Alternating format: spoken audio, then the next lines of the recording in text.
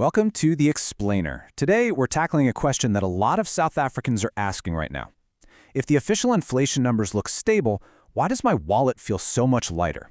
You know, there's this growing gap between the numbers we hear on the news and the prices we're actually paying. We're here to figure out why. So on paper, the news looks pretty good. Headline inflation eased to 3.5% in January. But let's be real, does it feel like that? That feeling, that complete disconnect between the official data and what you're actually spending, well, it has a name, microinflation. And it's the real reason your budget is probably stretched to its absolute breaking point. So here's the key. Microinflation kind of ignores the big, broad picture and zooms right in on the stuff you absolutely cannot avoid buying. The groceries you need every single week, the fuel you have to get to work. When the prices of these essential things spike, they hit your budget hard and fast, no matter what the overall economic numbers say. Okay, so let's break this down. Let's start with our first example, a full-blown crisis at the butchery. And it all begins with a simple, but lately, a very, very expensive question. This is literally what people are searching for online. And the answer isn't in the supermarket.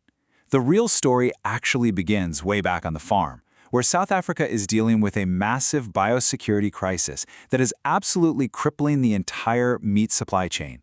And this graph, wow, this graph just shows the problem perfectly. On the left, you've got general food inflation sitting at a pretty manageable 4.4%.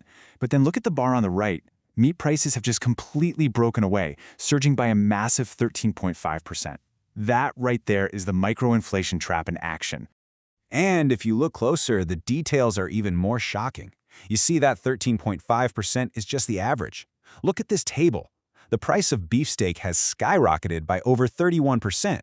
In fact, to put it in perspective, out of all 391 items in the official inflation basket, these top 3 meat products saw the biggest price hikes, period. This isn't just a small increase, it's a massive price shock.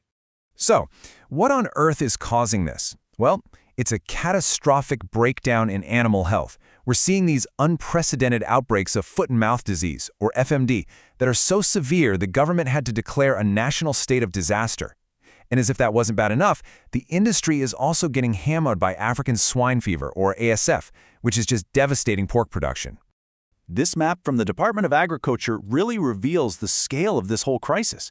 I mean, just look at it. You can see the red and yellow zones showing FMD outbreaks in 8 of our 9 provinces. This is affecting both big commercial farms and smaller communal farms. This is not a small, localized problem.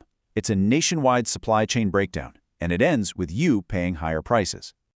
Okay, so let's dive into the second and, equally painful part of this trap. The huge anxiety that's building around fuel prices. After a pretty short period of relief, a perfect storm is brewing, and it looks like it's set to hit us hard in April. You know that relative stability we enjoyed at the pumps at the start of the year? Yeah, well, that's ending. Abruptly. A combination of intense global pressures and our own local economic realities are all coming together, pushing prices right back towards those record highs. It really is a perfect storm. We have 3 key factors hitting us all at once at the pump. So let's unpack each one to see exactly how they all add up to a much higher fuel price. First up, the global picture. Original forecasts thought oil would stabilize around $60 a barrel this year. Well, nope. Escalating geopolitical conflict in the Middle East has sent Brent crude oil prices spiking to over $115. This just dramatically increases the basic cost of every single liter of fuel that we import. And second, we have our local currency. Because oil is priced in US dollars, a weakening rand automatically makes every barrel more expensive for us to import. With the rand recently slipping to R16.86 to the dollar, that just adds another layer of cost that gets passed directly on to you and me. And the final piece of the puzzle? The annual adjustment to fuel taxes and levies, which also kicks in this April. So, when you combine that with high oil prices and a weak rand, predictive models are showing a huge jump to around R23.40 per liter for petrol. That would be one of the largest single monthly fuel price hikes in our history.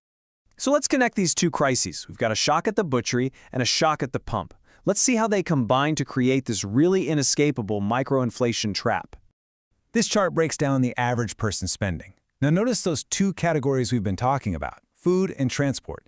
Together, they account for 34%. That's more than a third of a typical budget.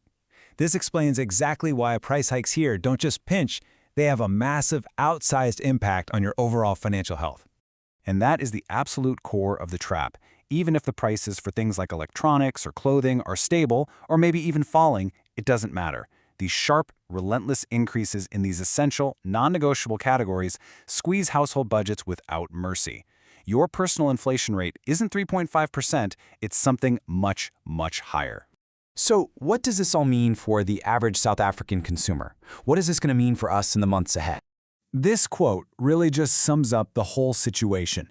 Experts are warning that these compounding pressures, expensive meat and expensive fuel, are hitting households that are already battling rising living costs, and for many, little to no income growth. There's just no buffer left for so many families. So what are the key takeaways here?